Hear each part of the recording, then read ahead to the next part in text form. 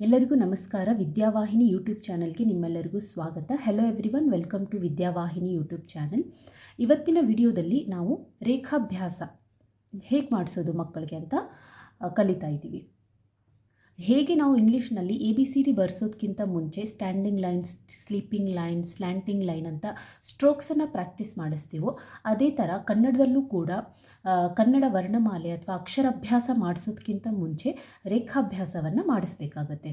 ಇಲ್ಲಿ ಕೆಲವೊಂದು ರೇಖೆಗಳಿವೆ, ಅದು ಯಾವುದು ಅಂತ ನಾನು ಹೇಳ್ಕೊಡ್ತೀನಿ. ರೇಖಾಭ್ಯಾಸ ಅಥವಾ ಅವುಗಳನ್ನು ತಿರುವುಗಳು ಅಂತ ಕೂಡ ಕರಿಬೋದು. ಇವಾಗ ಮೊದಲನೇದಾಗಿ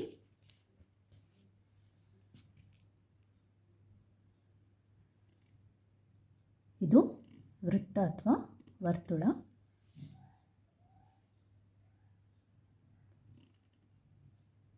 ಕೆಳಮುಖ ವಕ್ರರೇಖೆ, ಮೇಲ್ಮುಖ ವಕ್ರರೇಖೆ,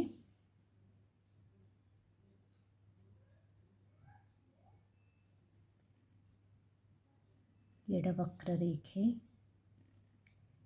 ಬಲವಕ್ರರೇಖೆ,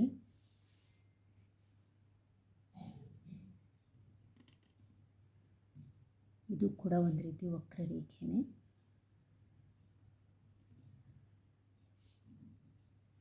ಉದ್ದಗೆರೆ,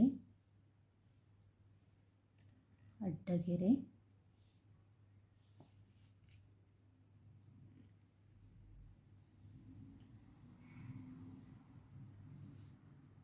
ಎರಡು ಕೆಳಮುಖ ತಿರುವುಗಳು,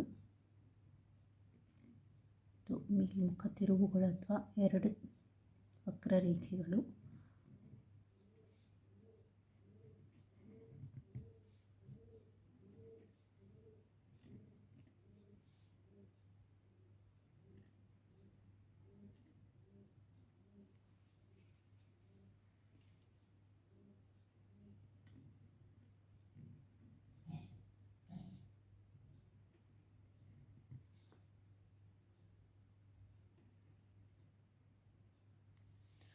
ಇಷ್ಟು ರೇಖೆಗಳು. ಅಕ್ಷರಾಭ್ಯಾಸ ಮಾಡಿಸೋದಕ್ಕಿಂತ ಮುಂಚೆ ಈ ಎಲ್ಲ ರೇಖೆಗಳನ್ನು ಮಗುಗೆ ಅಭ್ಯಾಸ ಮಾಡಿಸಿ ಆಮೇಲೆ ಅಕ್ಷರಾಭ್ಯಾಸನ ಸ್ಟಾರ್ಟ್ ಮಾಡಿ. ಇದು 2 ಲೈನ್ ಬುಕ್ಕಲ್ಲೇ ಪ್ರಾಕ್ಟೀಸ್ ಮಾಡಿಸ್ಬೇಕು ಅಥವಾ 4 ಲೈನ್ ಬುಕ್ಕಲ್ಲೇ ಪ್ರಾಕ್ಟೀಸ್ ಮಾಡಿಸ್ಬೇಕು ಅಂತೇನಿಲ್ಲ. ಈ ಥರ ಬ್ಲಾಕ್ಸಲ್ಲಿ ಅಥವಾ ನಾವು ಪ್ಲೇನ್ ಪೇಪರಲ್ಲಿ ಬಾಕ್ಸ್ ಹಾಕಿಸ್ಕೊಂಡು ಪ್ರಾಕ್ಟೀಸ್ ಮಾಡಿಸ್ಬೋದು ಫ್ರೀಯಾಗಿ, ಫ್ರೀ ಹ್ಯಾಂಡ್ ರೈಟಿಂಗಾಗಿ.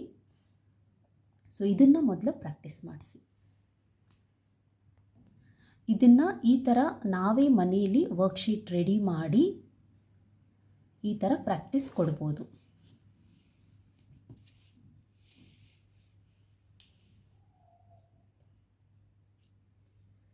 ಸರಿನಾ? ನೀವು ಇದನ್ನು ಕಲರ್ಫುಲ್ಲಾಗೂ ಕೂಡ ಮಾಡ್ಬೋದು.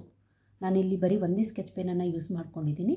ಮಗುಗೆ ಮೊದಲು ಸ್ಕೆಚ್ ಪೆನ್ನಿಂದಾನೇ ಈ ಥರ ಟ್ರೇಸಿಂಗ್ ಹಾಕಕ್ಕೆ ಕೊಡಿ. ಒಂದ್ಸಲಿ ಸ್ಕೆಚ್ ಪೆನ್ನಿಂದ ಪ್ರಾಕ್ಟೀಸ್ ಆದಮೇಲೆ ಅವರು ಪೆನ್ಸಿಲಿಂದ ಟ್ರೈ ಮಾಡ್ಬೋದು.